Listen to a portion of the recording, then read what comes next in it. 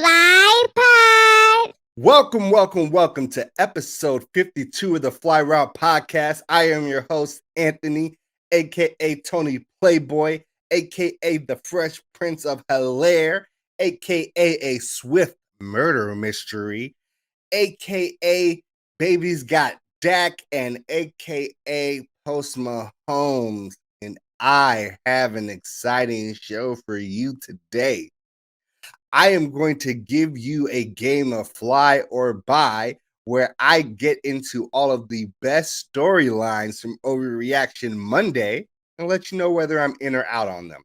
I am going to give you the fly route for John Wall. Now, him and Houston have come to a conclusion that he will no longer play for the Rockets. I am going to give you the second edition of my 5 fly picks, where I give you my favorite bets for week 2 of the NFL season. And I am going to give you a big ballers bouquet to Cliff Kingsbury for his donations to Team Luke Hope for Mine. The Fly Route Pod, the Fly Route Pod, the Fly Route Pod, the Fly Route Pod, the Fly Route Pod, the Fly Route Pod. Y'all is Tony Playboy. All right, everybody loves Overreaction Monday, and don't get me wrong, I love Overreaction Monday too. It's part of what makes the football season so great. But what always interests me is the storylines that we have on teams, players, coaches, etc. More often than not, I don't think we understand the power that these storylines actually have when we digest them, spread them, or even in cases like people like me, we create them. And if enough people believe something, it kind of becomes true in this world of misinformation and fake news, etc. And if enough people that somebody respects as being an expert or knowledgeable on a particular subject start saying something, it can really change our material world, even if it has no basis in reality whatsoever. And I want you to think about Justin Fields, pre-draft rumor that was spread famously by Dan Orlovsky, hearing from someone that he trusts, and he says it on national TV. Multiple news outlets pick it up, start running with it. Justin Fields isn't a hard worker, can't understand the playbook, has some aptitude issues. And then we start seeing Justin Fields' draft stock materially fall because of rumors like this. And I even put out a video or two that you can go back and check on the YouTube channel about this. Later on, we find out that these rumors had no basis in reality whatsoever, but the damage has been done. Dan Orlovsky is doing an apology tour everywhere he can to set right the wrongs that he put into place. We also find out that Justin Fields scores one of the highest scores ever on an NFL aptitude test that is much better than the much maligned Wonderlic test. So I want to talk about the storylines from Overreaction Monday this week and the NFL season so far. And I want to let you know whether they are fly or I am saying bye to them. So I'm going to start with my first buy. That Lamar can't pass or has not improved in the passing game at all. This is maybe the most atrocious, lazy storyline in the NFL right now. I am so over this narrative. Are people that make this narrative a thing even watching the games that Lamar plays? Are people watching the passes that he throws? He had a beautiful pass downfield, which people so frequently say that he can't do, off to the side, not down the middle, like people say he so frequently can't do, to Sammy Watkins in week 1. It was great. And Lamar seems to be in a constant no-win situation for people in the media, his critics, etc. He makes a great throw. And all anyone will say is, he's an NFL quarterback. He is supposed to make that throw. And they will give him no credit for him. But if he misses a throw, all of a sudden he's completely inaccurate. He can't pass the ball at all. He's made no improvement. And this is what we've always been complaining about when it comes to Lamar Jackson. Multiple other quarterbacks can miss those same passes or even miss easier passes, and no one goes on a tirade about their accuracy. People just always say, well, maybe that ball just got away from him. The ball never just gets away from Lamar. He apparently just can't do anything right when it comes to throwing the ball, which is interesting because at least 8 other QBs missed easier or similar throws to Lamar, and that's just from the games that I watched personally. Week 1, we still come away with the conclusion that Lamar Jackson can't pass, and I don't know how. So I want to use the numbers from week 1. Here are QBs with worse completion percentages than Lamar Jackson in week 1. Derek Carr, miraculous win Derek Carr against the Baltimore Ravens. Matt Ryan, Ryan Tannehill, Tua, who is touted for his accuracy with the ball, Josh Allen, Ben Roethlisberger, Trevor Lawrence, and Zach Wilson. Of course, Aaron Rodgers, who had possibly the worst game of his career. Week 1 QBs with worse QBRs than Lamar Jackson.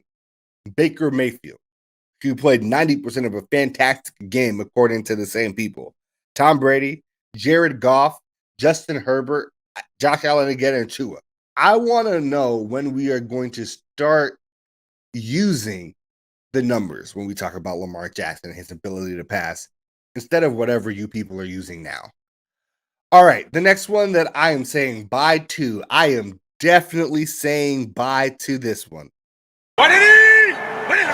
Cam Newton being a possibility to be the next quarterback for the Washington football team. I am saying bye to this storyline for sure.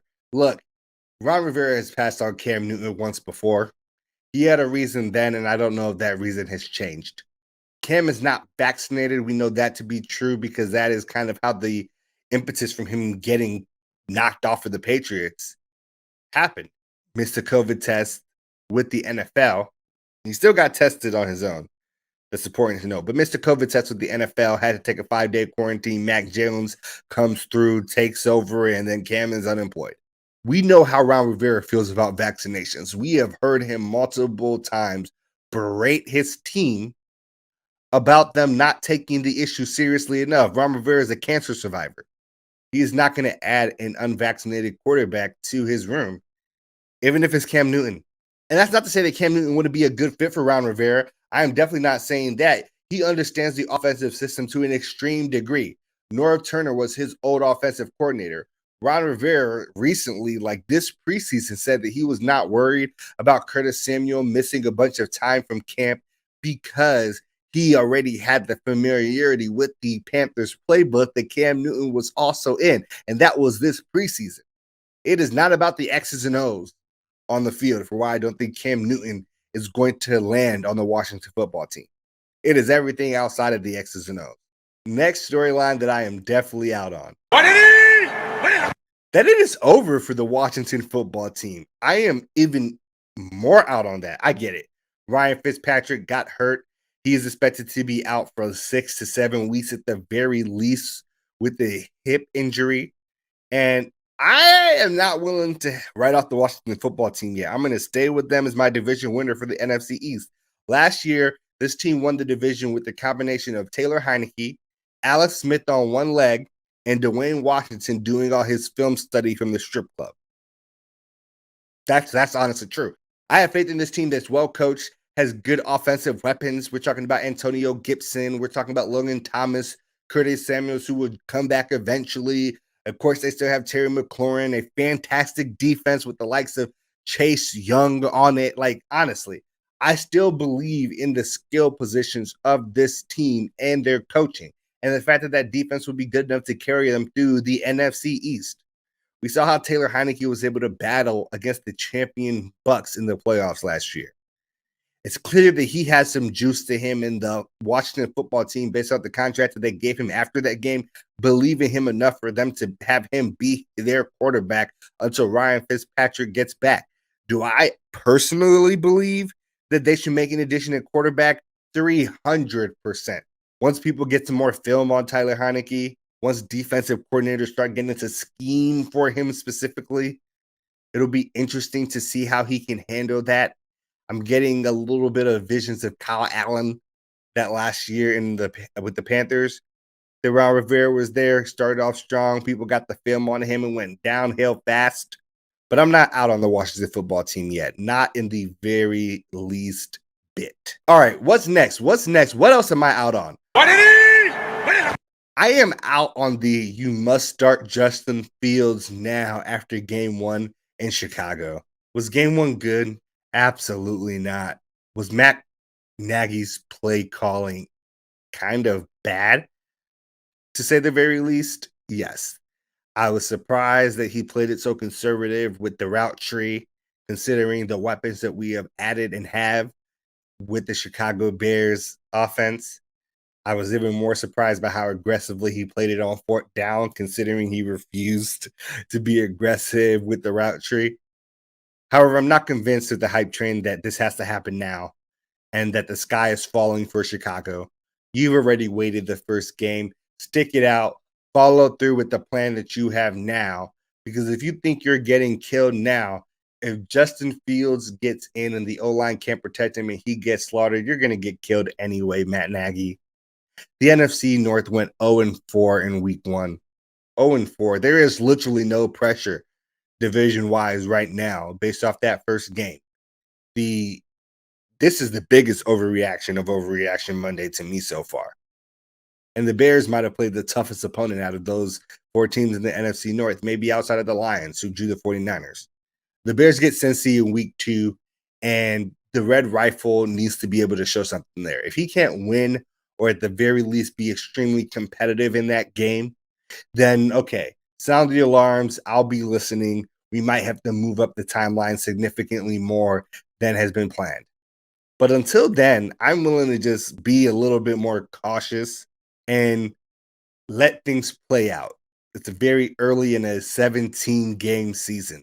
Now, what I am in on is how the media is killing Matt Nagy right now. That is disgusting. Every show is doing a segment on how Matt Nagy needs to be fired. He doesn't know what he's doing. The play calling is atrocious, which is true. But more importantly, that Justin Fields needs to start now. And every move the Bears organization is making makes no sense whatsoever. He is currently the hottest seat in the NFL, and he has the best odds for being the first coach to be fired in the NFL. I will tell you now, I'm in on the seat being hot. I'm in on the media continuing to kill him. I am out on Matt Nagy being the first coach to be fired. Something is going on there in Chicago in which the ownership and the front office are on the same page about what they want to do with Justin Fields. And they understood that this media onslaught was going to happen when they created this plan. Follow through, Chicago, and do not get bullied into making stupid decisions when you've already made a decision that has a plan that is well thought out and behind it. All right. The next thing that I am definitely out on. I am out on the Texans, Eagles, Bengals, and Raiders, all after their amazing week 1 upset being significantly better teams than we believe, or being possible playoff teams. Look, all of these teams would be average to mediocre. Texans, Eagles being more on the mediocre side, Bengals, Raiders being more on the average side. But regression to the mean will 100% be true when it comes to this situation. Jalen Hurts and Tyrod Taylor were quarterback 6 and 11 this week.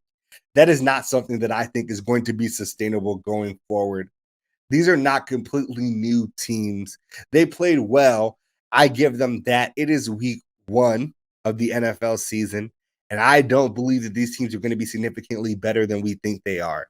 The Texans will still struggle. The Eagles will not win the NFC East. Hold your horses. The Raiders aren't live in the AFC West. They had good games.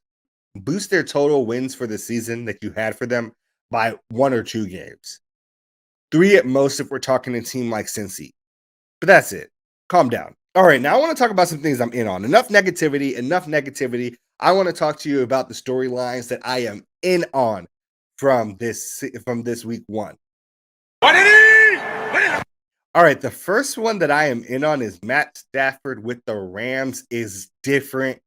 And I only needed the first game to see this. He was the number one quarterback when it came to QBR at 156.1. The max might be 160. He was number 4 in completion percentage. He carved up a Bears defense that people used to be afraid of.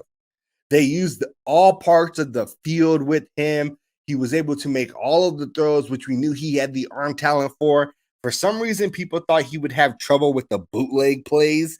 I have no idea why, because he looks fantastic on those plays. The defense still is good for the Rams.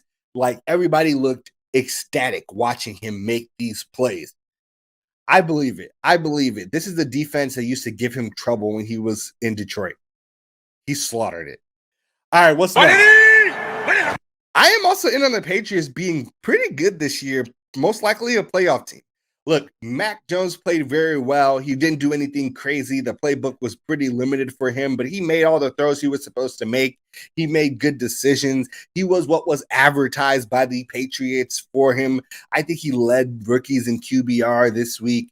Look, the defense only gave up 17 points. That's what you want from a Patriots defense. The fact that they lost the game while giving up 17 points shouldn't happen more than once in a season. That is sad. If that continues to happen, then this Patriots offense is even more anemic than I thought, and they needed to keep Cam Newton because they needed the playmaker to help them put some extra points on the field, on the board. They also had 3 fumbles. That is not a very characteristic Patriots game. Everybody fumbled. Stevenson fumbled, and I was like, oh, man, that sucks for him. He's not going to see the field again for the rest of the game. We know how Bill feels about fumbles. Damian Harris fumbled too. So now, honestly, the backfield is back to even. I just don't expect the Patriots to make this many mistakes week after week after week. They're going to tighten up. This was Mac Jones' first NFL game. He is only going to get better from here on out. They're only going to expand the playbook for him from here on out. I'm in on the Patriots. I'm still in on the Patriots. The last storyline that I am in on is the Browns are fantastic and legit Super Bowl contenders. They played KC, and the way they played KC showed that they are a real team. They choked in the end, but that is okay because it is week 1. This is a week 1 loss that I think the Browns will definitely learn a lot from and build on going forward. The Browns got the moral victory that the Cowboys thought they got by playing the Bucs close. That's really what I think about this. The defense looked good, especially that front, being able to get pressure on Mahomes, especially early on in the game before Kansas City made some adjustments that got them what they needed in the big plays that erases the leads that teams so frequently get early on Kansas City. Offense still looks great. That running game looks dynamic. Baker for 90% of the game looks fantastic. I'm in on the Browns. 100% in on the Browns.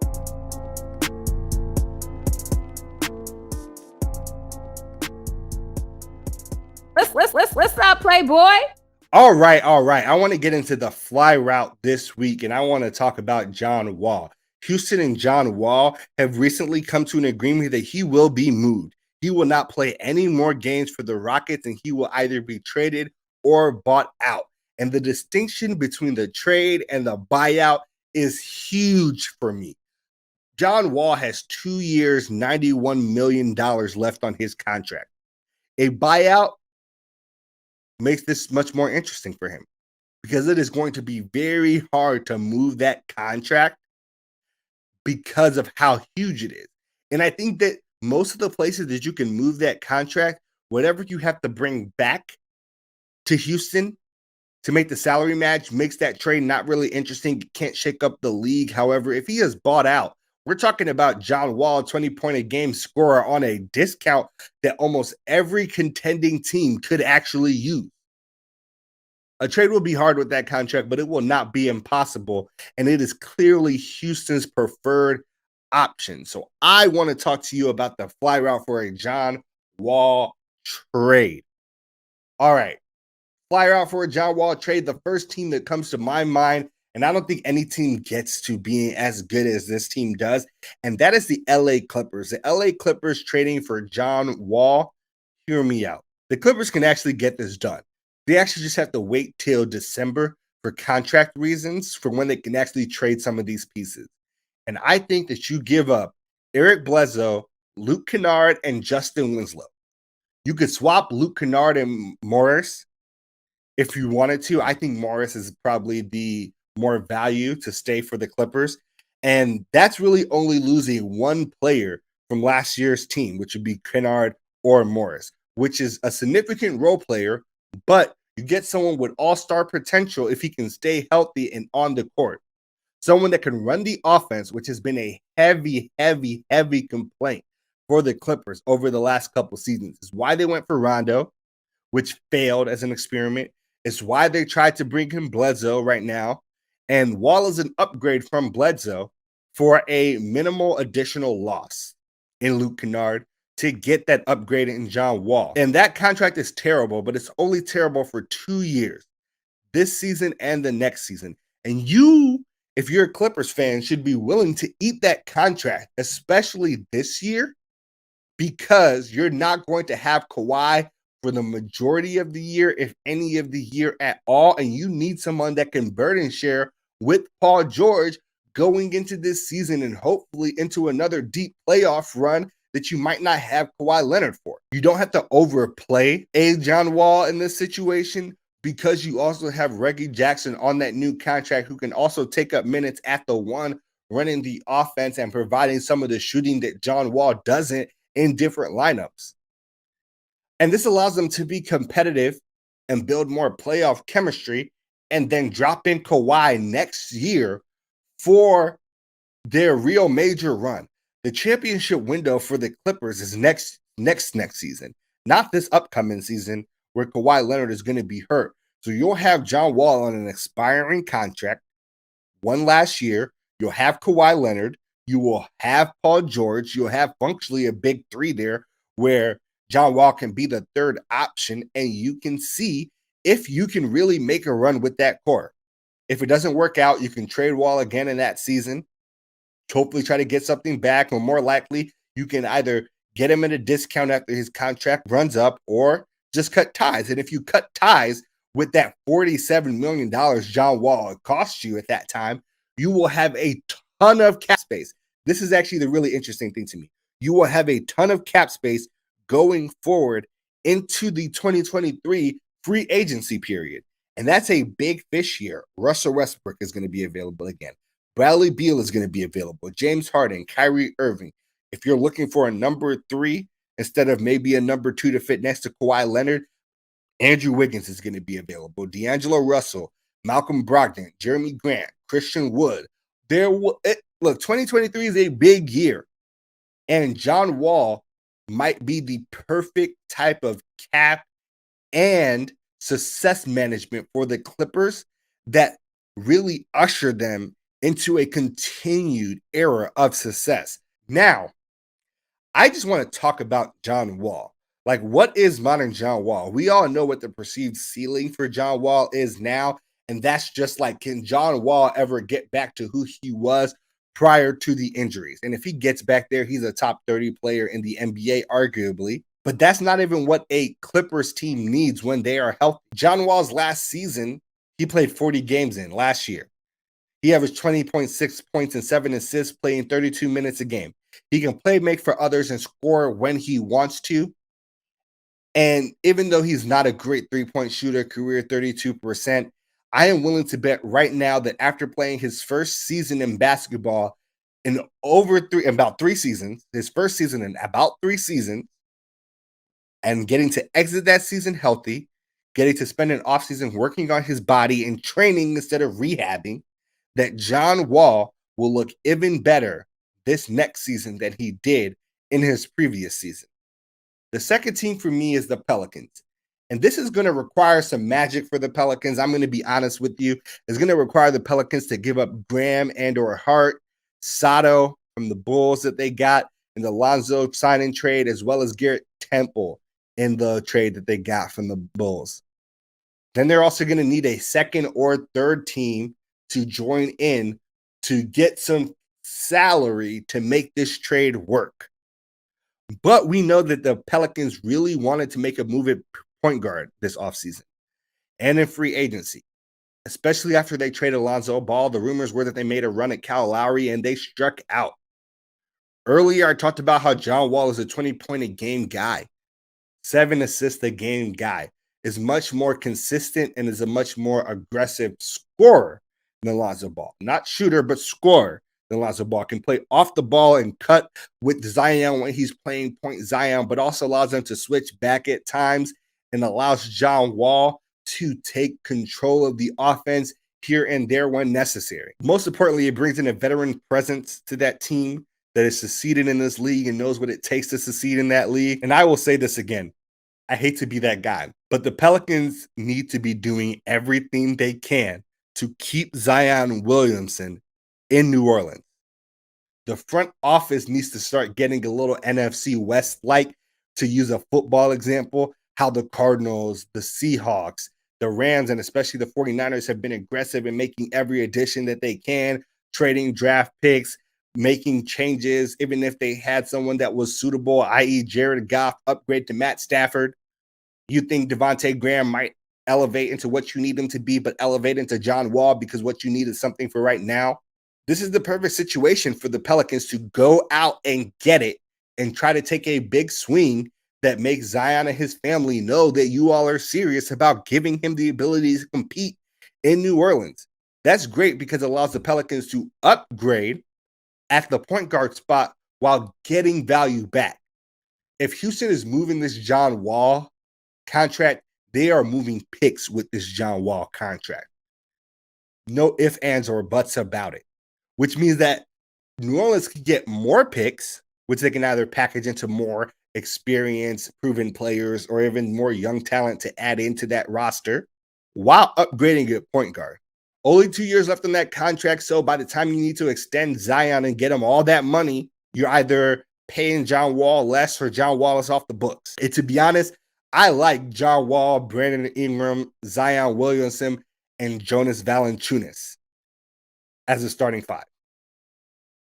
You either have Devontae Graham or Josh Hart in there playing the two, depending on who stays when you make this trade.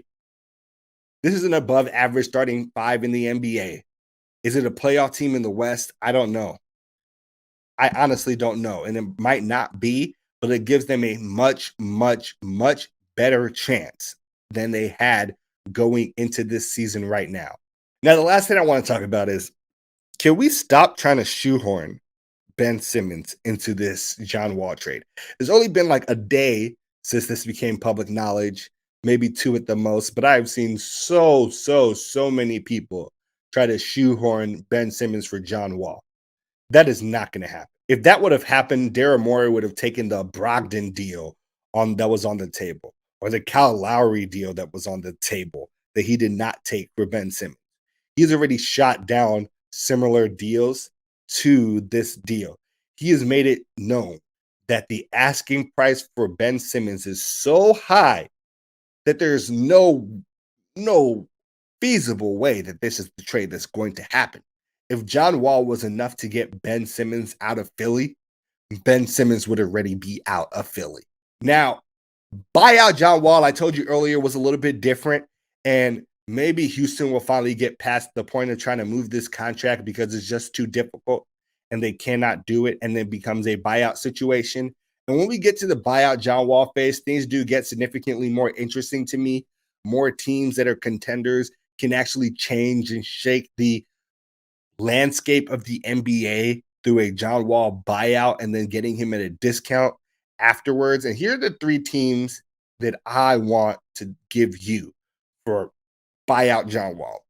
Now, the first one is Dallas, putting John Wall next to Luka to share some point guard handling duties, but also with Kristaps Porzingis. Dallas has a big 3. They still are able to play Tim Hardaway Jr. on the floor in that situation as well, which would give them the spacing that they need. Philly. And I told you, like, no trades. But Philly, they get John Wall on a discount. That is fantastic for them. And I think that they are definitely willing to take that. And then that might make the moving of Ben Simmons a little bit easier for them because they don't need as much back to keep a competitive team. And the last for me is Denver.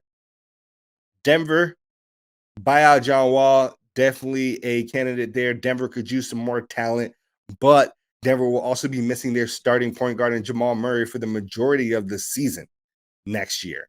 So they definitely need someone to help fill out the minutes at the one, give some passing and some scoring ability. Those are my three teams, if John Wall gets bought out, that I would like to see him go to really make an impact on the league. Let me know where you think John Wall should go. Put it in the comments. Make sure that you like wherever you're watching and that you subscribe.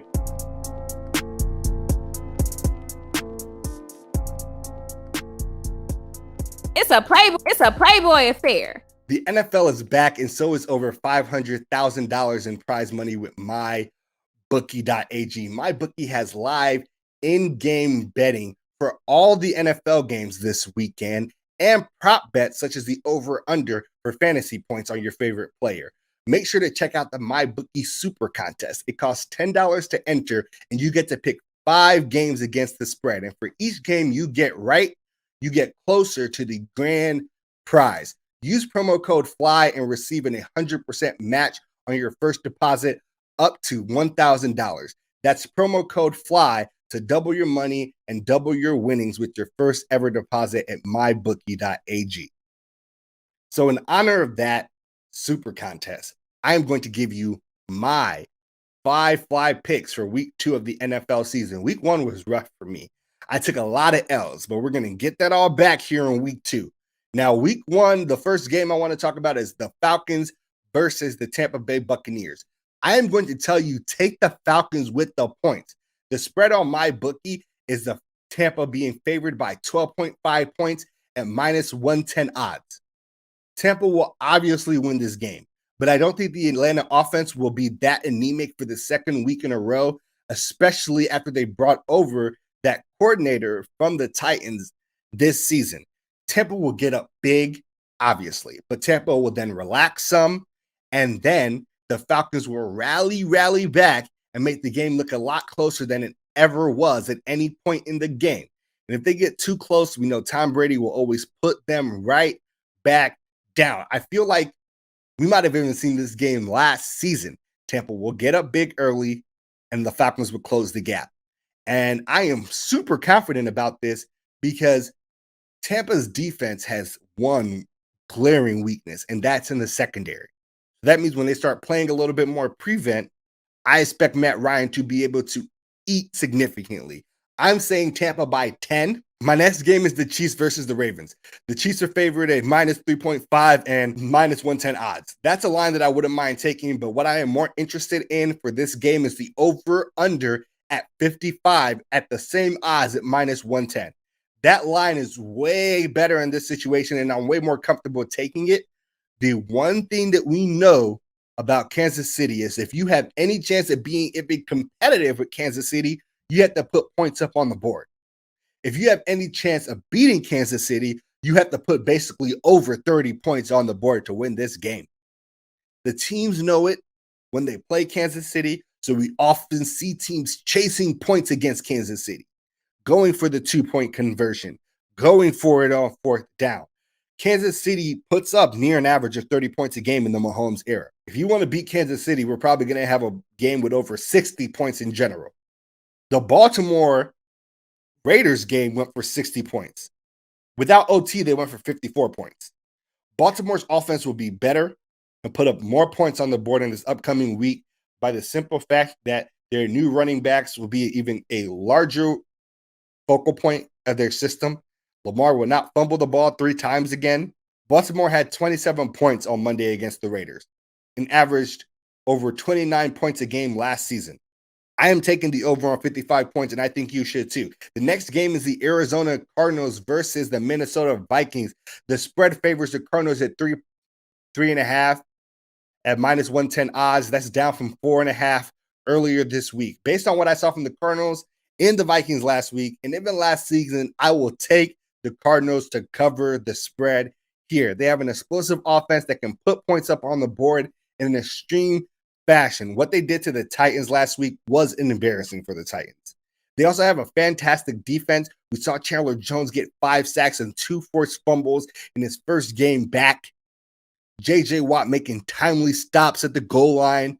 This team is going to be really good. I think they're going to give the Vikings a lot of trouble. I say that Arizona wins by a touchdown or more. My next one is going to be Rams versus the Colts. The Rams are favored at minus 3.5 and minus 110 odds to beat the Colts, down from 4 earlier this week. I like this line, and I like this line when it was 4.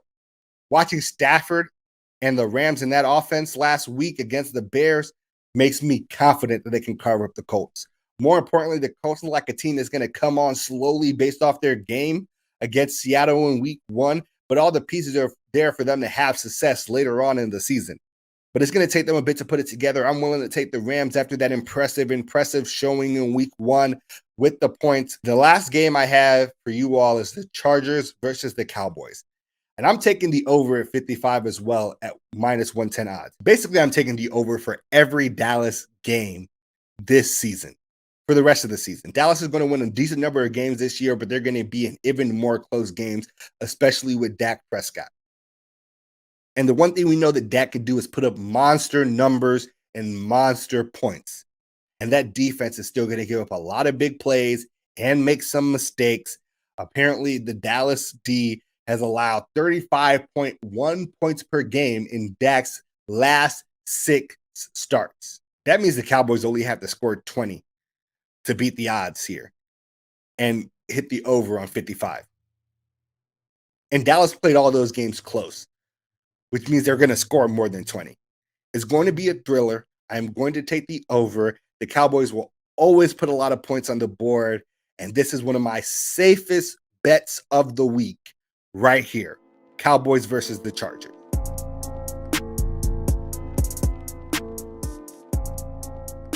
Y'all is Tony Playboy. All right, it's time for the final segment of the show, the heart of the show, Baller's Bouquet. Too often in the media, people only focus on the negative and salacious things athletes do and never want to give them their credit where credit is due. Here, I like to make a change.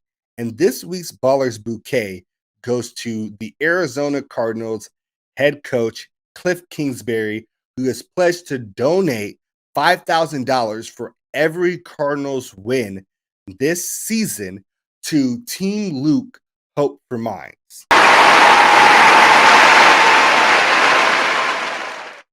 All right. Team Luke Hope for Minds is a nonprofit organization that is focused on being able to give support to families whose children have suffered severe brain injuries. Now, Kingsbury coached at Texas Tech from 2013 to 2018, where he became familiar with Luke from Team Luke and his father, who was a coach for Texas Tech for their tennis team. Now, Luke's father is Tim, who was the coach, and Luke was involved in a golf cart accident in 2015, left him with severe brain damage, impacted his speech, movement, cognitive abilities. He had to go through grueling physical therapy and many surgeries. And because of that trial, the Seagulls started the Team Luke Foundation, where people can read more about him and about other children who are dealing with severe brain injuries. They set up GoFundMes that help families cover medical costs following an accident. And they just try to enrich the lives of the children themselves. So they do things like, get the children to meet athletes. Luke met people like Patrick Mahomes, Drew Brees, etc., right? While also being able to support those families through educating them about how to help a child that is dealing with a severe brain injury, but also trying to offer them support and financial support, because many of the time they actually end up having to deal with these costs out of pockets. Now, according to the Center of Head Injury Services, approximately 1 in 500 school-aged children each year receive a head injury severe enough to be hospitalized. Now, families might be eligible for certain types of support, but funding is limited, and many of those families pay for their medical care on their own. The emotional, physical, and financial strain is something that these families are not usually prepared for, and that is something that Team Luke, Hope for Minds, tries to help them with. Now, unfortunately, in August, Luke Seigel died less than a week after being diagnosed with COVID-19 and battling symptoms consistent with having COVID-S pneumonia. So that is extremely sad to hear, but his memory lives on through this foundation that Cliff Kingsbury is making a statement, bringing more attention to, and also just putting his money where his mouth is to help support. So if this is a cause that you feel like you can give to or that you feel is impactful, you can also give as well by going to www.teamlukehopeforminds.org/give-support. And that link is going to be in the bio of the episode and the bio of the specific clip that drops for this, so you can reach them and make the world a better place. Now, that is it for episode 52 of the Fly Route Podcast. As always, I want to say I appreciate each and every single one of you for rocking with us, whether you're on Facebook, YouTube, Audia, Podchaser, Apple Music, Spotify. Honestly, it doesn't even matter at this point. If you all are supporting us and you see it, you see an episode, you see a clip, you share it with a friend, you are making all of this possible and making all the growth that we are experiencing possible as a podcast. So I cannot thank you all enough, and I cannot wait to give you the next episode next Friday. The Fly Route Pod, the Fly Route Pod, the Fly Route Pod, the Fly Route Pod, the Fly Route Pod, the Fly Route Pod.